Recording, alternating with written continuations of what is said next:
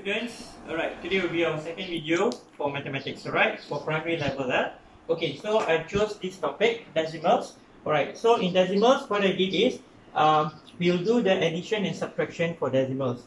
So the most important thing in decimal is the placing of the point must be at the same place. Example like 26.52, you plus with 0.78. So make sure the point is at the same place. Okay, what we do here now is 2 plus 8, you get 10. Alright, 0 here and 1 up.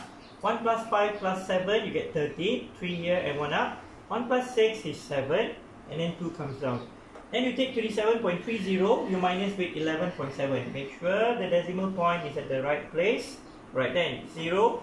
So you just bring the 0 down. Okay, then here 3, you cannot minus with 7. So what you do is, you take 1. So it becomes 13 and this will become 6. Alright, 13 minus 7, you get 6. And then 6 minus 1, 5. 2 minus 1 is 1. So this is how you do addition and subtraction for decimals.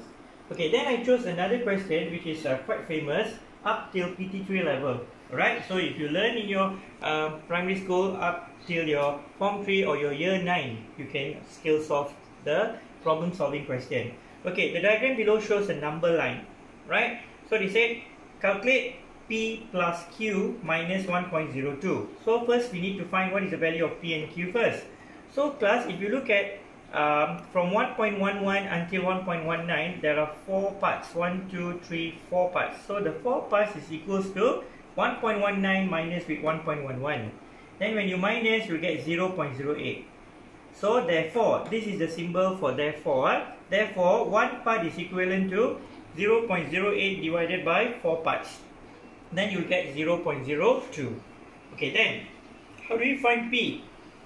P was 1.11 plus with 2 parts, and each part is 0.02. When you plus, you get 1.15 for P.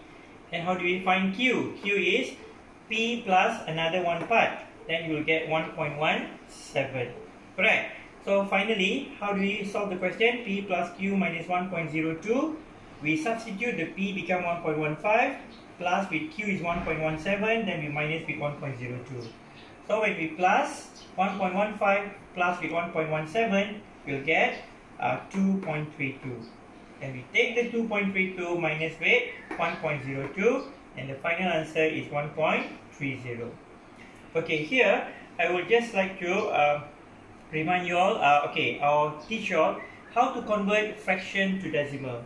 Okay, even though it's easy, some of you all might not be so familiar with it yet. So 1 over 10 is equivalent to 0.1. When you divide with 10, 1 0, so 1 decimal place. 1 over 100, 2 zeros, 2 decimal places, 0.01. 1 over 1000, 3 zeros, 3 decimal places. And the last part, okay, I wanted to teach you all how to multiply decimals. For example, 1.23 times with 2.5. Okay, for multiplication, you don't have to put the decimal point at the same place like how we did for addition and subtraction.